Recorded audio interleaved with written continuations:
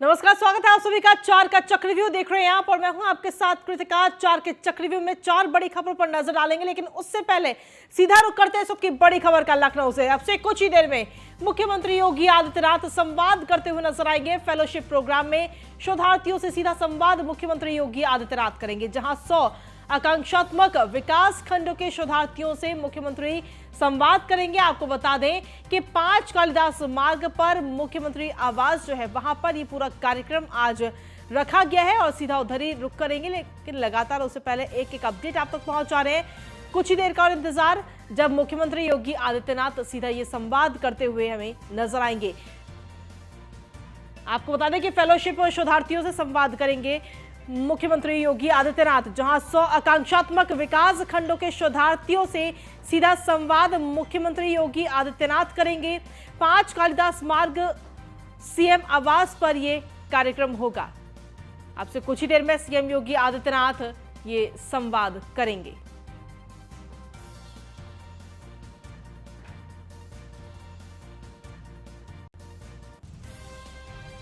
तो बड़ी खबर आप तक पहुंचा रहे हैं। 5 कालिदास मार्ग सीएम आवास पर यह कार्यक्रम आज रखा गया है।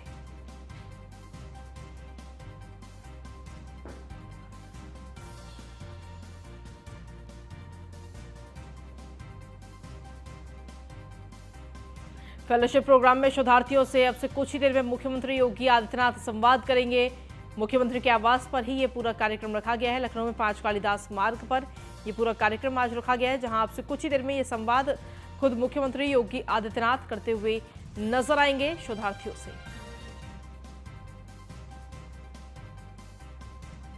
तो इस सबकी बड़ी खबर आप तक पहुंचा रहे हैं। फेलोशिप प्रोग्राम में शोधार्थियों से सीधा संवाद मुख्यमंत्री योगी आदित्यनाथ करते हुए नजर आएंगे।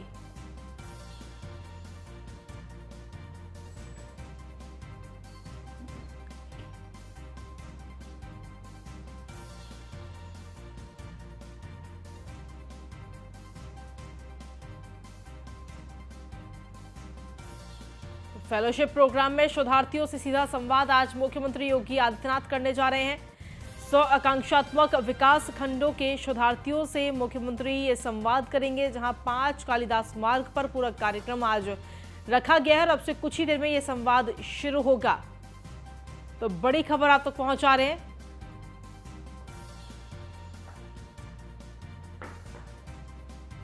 फेलोशिप प्रोग्राम में शोधार्थियों से सीधा संवाद मुख्यमंत्री योगी आदित्यनाथ आज करते हुए नजर आएंगे।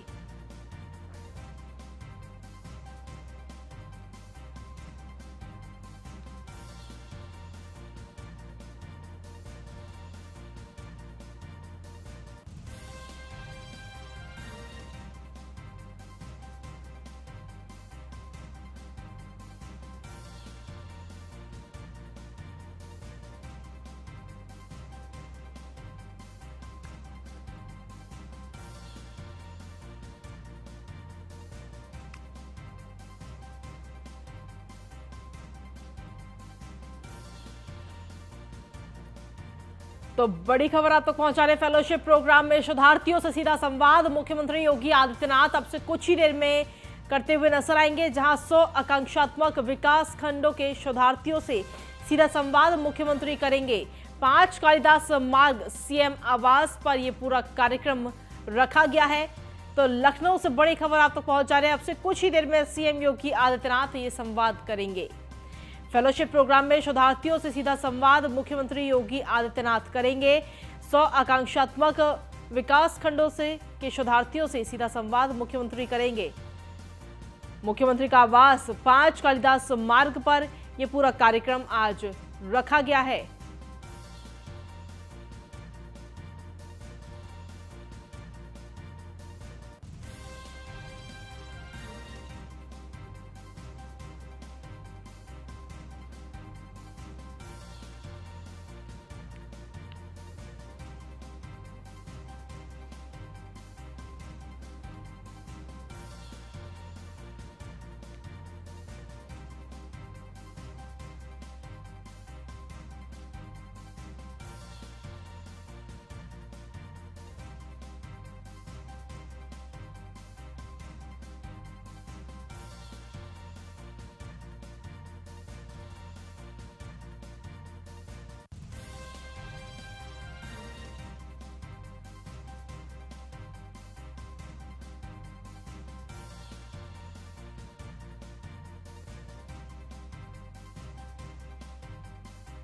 बड़ी खबर आप तक पहुंचा रहे फेलोशिप प्रोग्राम में शोधार्थियों से सीधा संवाद करते हुए मुख्यमंत्री योगी आदित्यनाथ नजर आएंगे, जहां 100 आकांक्षात्मक विकास खंडों के अभ्यर्थियों से सीधा संवाद करेंगे, मुलाकात करेंगे मुख्यमंत्री योगी आदित्यनाथ। मुख्यमंत्री के आवास 5 कालिदास मार्ग पर यह पूरा कार्यक्रम आज रखा गया है। तो ये बड़ी खबर आप तक पहुंचा रहे फेलोशिप प्रोग्राम में शोधार्थियों से सीधा संवाद मुख्यमंत्री योगी आदित्यनाथ करेंगे।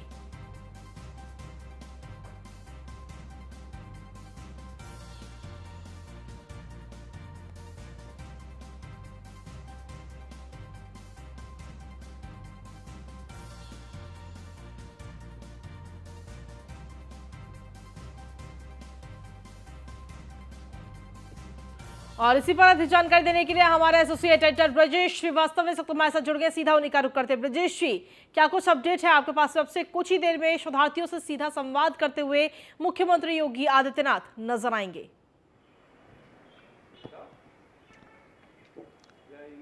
बिल्कुल, देखिए, सबसे बड़ी बात यह है कि अब से कुछ देर में मुख्यमंत्री का ये पूरा कार्यक्रम शुरू होगा और सबसे बड़ी बात यह है कि अभी जुलाई में इसको लेकर मुख्यमंत्री फेलोशिप कार्यक्रम को लेकर के कैबिनेट में मंजूरी दी थी और इस फेलोशिप कार्यक्रम के तहत जो है पूरे उत्तर प्रदेश के जो आकांक्षात्मक ब्लॉक हैं, यानी कि जो एस्पिरेशनल डेवलपमेंट ब्लॉक हैं, जहां पर जो है विकास के कार्य तेजी के साथ आगे चलाए जा रहे हैं, जहां पोटेंशियल है, उन ब्लॉक्स में अलग अलग जगह पर 100 युवाओं की जो है यहाँ पर नियुक्ति करना है। जो आकांक्षात्मक ब्लॉक में जाकर के वो युवा काम करेंगे, वो फिर टेक्निकल सपोर्ट का काम करेंगे, वो वहाँ किस तरीके से जो है जो सरकार की योजनाएं हैं उसको किस तरीके से इम्प्लीमेंट किया जाए, उसमें और क्या क्या कुछ अमेंड किया जा सकता है, क्या क्या कुछ टेक्निकली सपोर्ट दिया जा सकता है, उन तमाम चीज़ों को लेकर कंसल्ट करेंगे। तो एक तरह से एज अ कंसल्टेंट युवाओं की भर्ती की जा रही है इस फेलोशिप प्रोग्राम के तहत। इसमें 100 युवा आज मुख्यमंत्री के साथ मुखातिब होंगे। मुख्यमंत्री उन्हें न सिर्फ सरकार का वो मंत्र देंगे बल्कि सरकार की रीति और नीति से भी वाकिफ कराएंगे। वो बताएंगे कि सरकार किस तरीके से जन कल्याणकारी योजनाओं को आगे बढ़ा रही है, किस तरीके से विकास कार्यों को आगे बढ़ा रही है और क्या सरकार की मंशा है। दरअसल केंद्र और राज्य की वो तमाम योजनाएं जो उत्तर प्रदेश के अलग अलग जो पोटेंशियल एस्पिरेशनल डेवलपमेंट ब्लॉक हैं वहां पर चल रही हैं। उन योजनाओं को और बेहतर कैसे बनाया जा सकता है, कैसे उन्हें और बेहतर एग्जीक्यूट किया जा सकता है, इसके लिए बाकायदा इन युवाओं को जो है कि नियुक्ति की गई है। यूं तो अगर देखा जाए तो मुख्यमंत्री फेलोशिप कार्यक्रम के तहत 1 साल के लिए पूरी नियुक्ति है, लेकिन इसे अगले 1 साल के लिए और एक्सटेंड किया जा सकता है। इसमें आपका रूरल डेवलपमेंट है, रिन्यूएबल एनर्जी है, इसमें इकोलॉजी है, इन्वायरमेंट है, हेल्थ है, एजुकेशन है, वो तमाम डेवलपमेंट से जुड़े हुए तमाम जो है वो प्रकल्प हैं जिसको लेकर के इन युवाओं की तैनाती की गई है। तो अलग अलग क्षेत्र में अलग अलग एक्सपर्टीज रखने वाले जो युवा हैं उनको इसके साथ जोड़ा गया और अब मुख्यमंत्री योगी आदित्यनाथ उनको जो है संबोधित करेंगे, उन्हें बताएंगे कि आपको किस तरीके से काम करना, सरकार की मंशा क्या है। जी, अभी लेकिन जानकारी जो मिल रही है कि अब से कुछ ही देर में ये कार्यक्रम शुरू होने जा रहा है, आखिर कितना और वक्त? बिल्कुल, देखिए 4 बजे ये कार्यक्रम शुरू होना था और जो है मुख्यमंत्री भी वहां पहुंचने वाले हैं और उसके बाद कुछ ही मिनटों में एक पूरा कार्यक्रम शुरू होने वाला है जब मुख्यमंत्री छात्रों के साथ मुखातिब होंगे। और सबसे बड़ी बात यह है कि वो तमाम छात्र जो है मुख्यमंत्री का उद्बोधन सुन करके वो बेहतर तरीके से समझ सकते हैं कि आखिर उन्हें करना क्या है, लक्ष्य क्या है उनका, किस तरीके से वो सरकार, केंद्र और राज्य की जो डबल इंजन की सरकार है, इनकी जो चलने वाली योजनाएं हैं उसमें वो अपना योगदान दे सकते हैं। ये सबसे बड़ी बात ये है और सरकार का लक्ष्य बिल्कुल स्पष्ट है। स्पष्टता के साथ जन कल्याणकारी नीतियों को आगे बढ़ाना, उनमें और बेहतर तरीके से उनको परफॉर्मिंग जो है उन योजनाओं को बनाना और जो योजनाएं लागू की गई हैं उन्हें जमीन पर 100% इंप्लीमेंट करना। इसी के लिए एज अ कंसल्टेंट इन युवाओं की नियुक्ति की गई है और उन्हीं के साथ मुखातिब होंगे। ठीक है, शुक्रिया तमाम जानकारी देने के लिए ब्रजेश जी। और इसी के साथ चलिए बुलेटिन में आगे बढ़ेंगे। अगली खबर का रुख कर लेते हैं। समाजवादी पार्टी के अध्यक्ष अखिलेश यादव ने आज प्रेस कॉन्फ्रेंस की, जिसमें उन्होंने कहा कि भारतीय जनता पार्टी पिछड़ों से सौतेला व्यवहार करती है। साथ ही उन्होंने कहा कि भारतीय जनता पार्टी का दलितों पिछड़ों के प्रति सौतेला व्यवहार रहा है, पिछड़ों दलितों का अधिकार खत्म हो रहा है। बीजेपी पिछड़ों दलितों के खिलाफ साजिश कर रही है। बीजेपी पिछड़ों का वोट चाहती है, उनका विकास नहीं। पिछड़ों को सत्ता में भागीदारी नहीं देना चाहती बीजेपी। प्रेस कॉन्फ्रेंस की गई आज अखिलेश यादव की तरफ से और इस प्रेस कॉन्फ्रेंस के दौरान सीधे तौर पर बीजेपी पर हमलावर होते हुए अखिलेश यादव नजर आए। उन्होंने कहा कि भारतीय जनता पार्टी पिछड़ों से सौतेला व्यवहार करती है। बीजेपी का दलितों पिछड़ों के प्रति सौतेला व्यवहार रहा है और वहीं पिछड़ों दलितों का अधिकार अब खत्म हो रहा है। ये बड़ी खबर आप तक पहुंचा रहे हैं। भारतीय जनता पार्टी का पिछड़ों के प्रति व्यवहार हमेशा सौतेला रहा है और आज जो हमें देखने को मिल रहा है, ये पहली बार ऐसा नहीं हो रहा है। भारतीय जनता पार्टी का समय समय पर पिछड़ों के प्रति, दलितों के प्रति हमेशा सौतेला व्यवहार रहा है और आज पिछड़ों का आरक्षण छीना है, कल दलितों की बारी हो सकती है। ओबीसी समाज का आरक्षण खत्म करके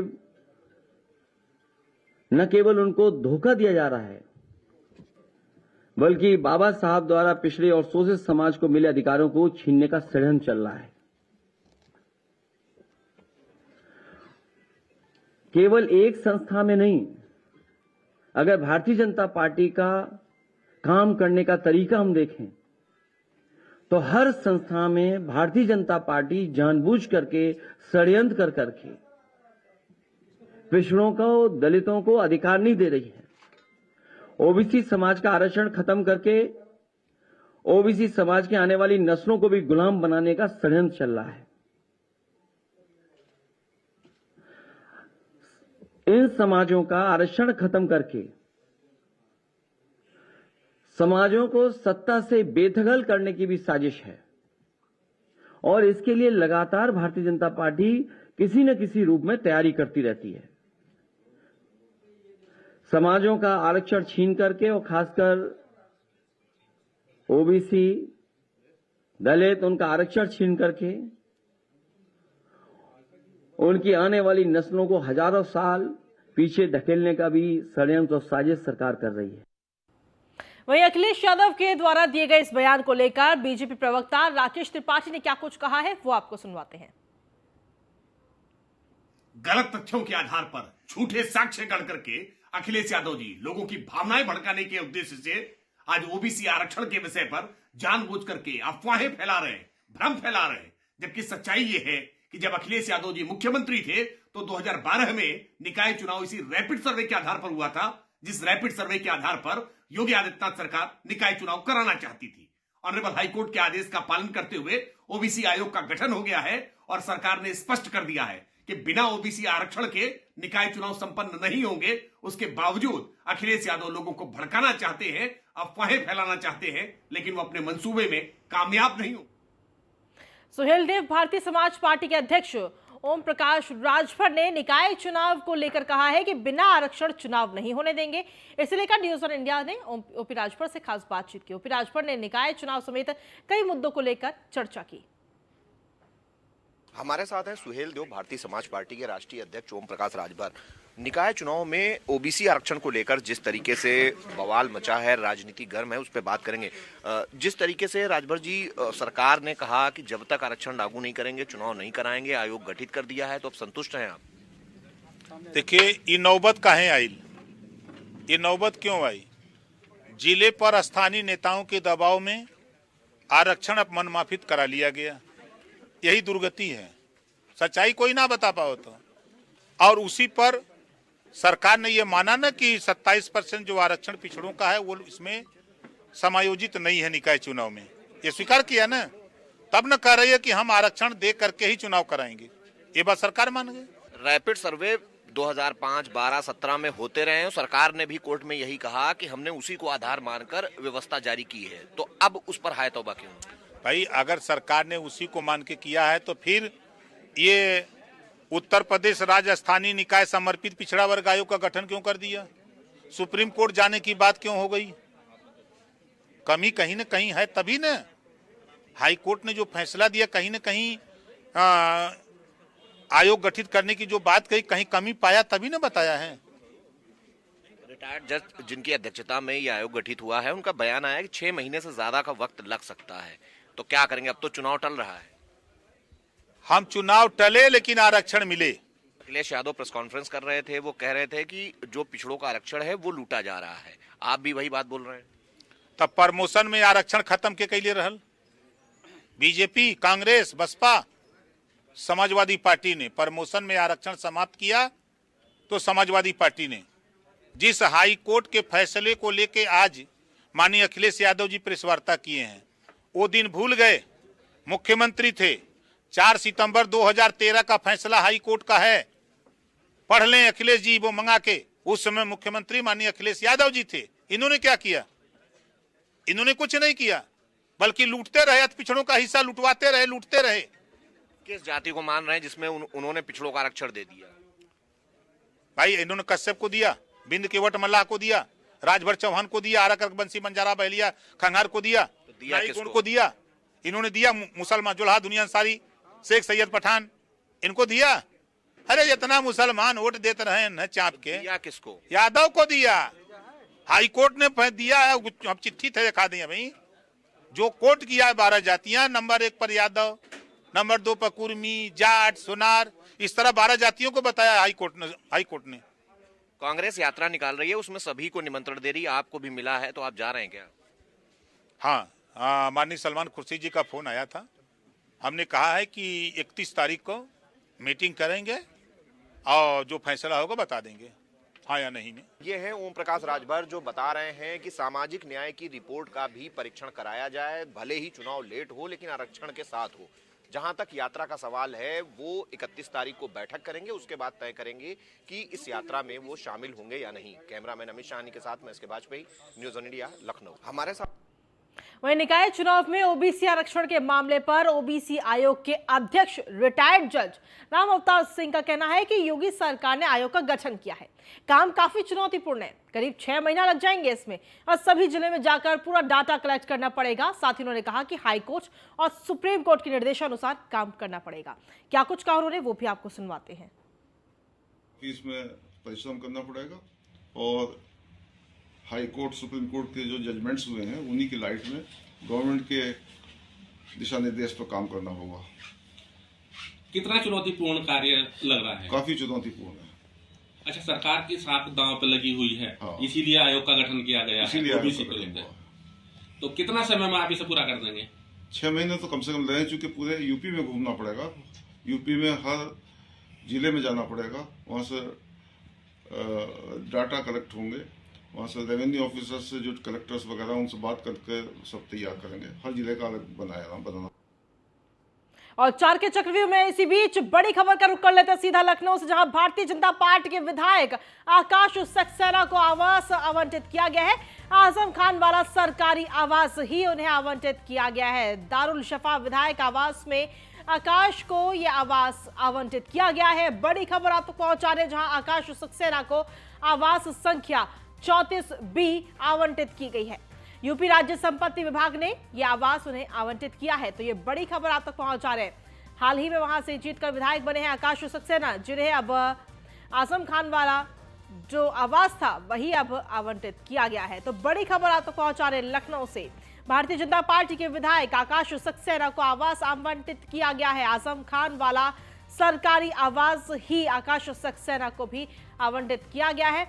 दारुल शफा विधायक आवास में आकाश को आवास दिया गया है।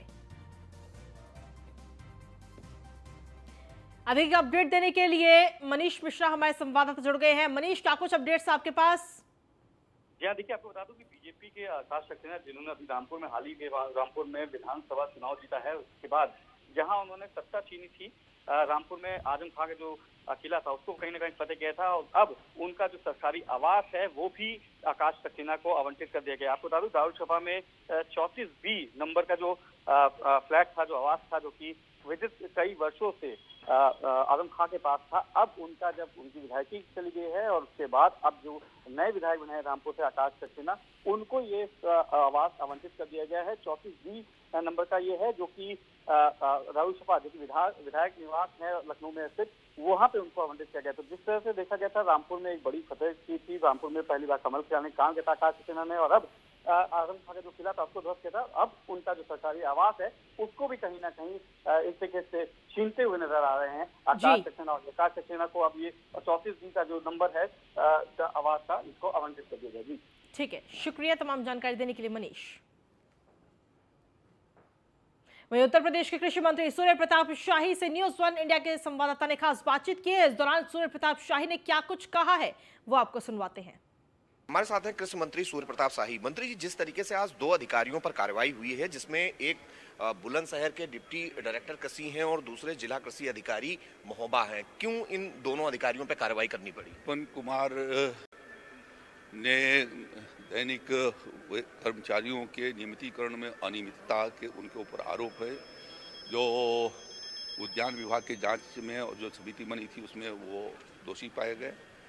साथ साथ में उनकी अन्य भी शिकायतें रहीं। इसके पूर्व भी वो किसी प्रकरण में सस्पेंड हो चुके थे। तो उनकी ये हैबिचुअल ये है कि इस तरीके की वो गड़बड़ी करें। और दूसरा, वह पैसे डिमांड कर रहा था और हम लोगों ने एक रोक लगा रखी है कि कोई भी उसके साथ फर्टिलाइज़र के साथ कोई चीज़ टैग नहीं की जाएगी। लेकिन कोई रूशो या किसी चीज़ के लिए वो उनसे जो है वो पहले तो 1 लाख रुपए की डिमांड किए, फिर 15,000 का मांग कर रहा था। वो चीज़ें वायरल हुई थी। वायरल के आधार पर ये जांच कराई गई जिला मजिस्ट्रेट के द्वारा। तो उस जांच में वो तथ्य सही पाए गए। लखनऊ में भी एग्री माल आप बना रहे हैं करीब 8,000 वर्ग मीटर में, जिसमें किसानों से जुड़ी हुई सारी चीज़ें क्रय और विक्रय के लिए उपलब्ध होंगी। हाँ, चिन्हट में ये बनाने का मंडी समिति से फैसला हुआ है और उस मॉल के भीतर खेती से बाड़ी की सारी सामग्री की चीज़ें भी होंगी और किसान अपना माल आकर के बेच भी सकेगा और वहाँ पर खरीदने की व्यवस्था भी होगी। साथ में जो अच्छे प्रकार के हमारे मिलेट्स के और प्राकृतिक खेती के स्टॉल्स भी वहाँ पर होंगे और उसके अलावा जो है वहाँ पर रेस्टोरेंट की भी व्यवस्था होगी। तो मल्टीपर्पज़ वो हमारा मॉल एग्रो बेस्ड माल होगा। इस तरीके की व्यवस्था के निर्देश माननीय मुख्यमंत्री जी ने उस पर सहमति प्रदान कर दी है और उस पर काम शुरू होगा। उत्तर प्रदेश में निकाय चुनाव होने हैं। अखिलेश यादव आरक्षण को लेकर सवाल उठा रहे थे, सरकार ने आयोग बना दिया है, किस तरीके से उसको देख रहे हैं? जिस पैटर्न पर गया था उसी पैटर्न पर अखिलेश यादव जी की भी सरकार ने चुनाव कराए थे। तो उन्होंने तो ट्रिपल-T का पूरा वायलेट किया।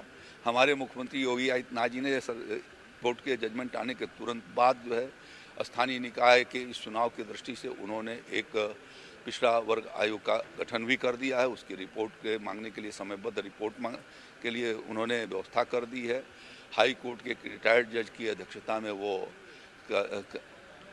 उनकी अध्यक्षता में एक पूरी कमेटी बना दी है। कमेटी के नाम भी 1 दिन के भीतर चयन कर दिए हैं।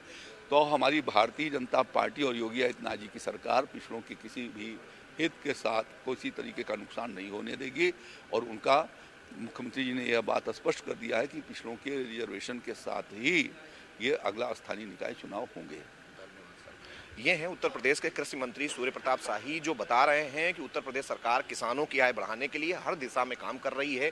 उसके लिए हम एग्री माल भी ला रहे हैं, प्राकृतिक खेती को बढ़ावा दे रहे हैं। हालांकि जो उपज कम होगी उसके भी व्यवस्था की उसकी भरपाई की जाए, हम कर रहे हैं। साथ ही साथ जहां तक अखिलेश यादव का सवाल है, अखिलेश यादव ने ट्रिपल टेस्ट के फार्मूले का आरक्षण में कहीं न कहीं पूरा बिगाड़ दिया। और इसी के साथ फिलहाल 4 के चक्रव्यूह में मेरे साथ इतना ही। आप बने रहिए न्यूज़ 1 इंडिया के साथ।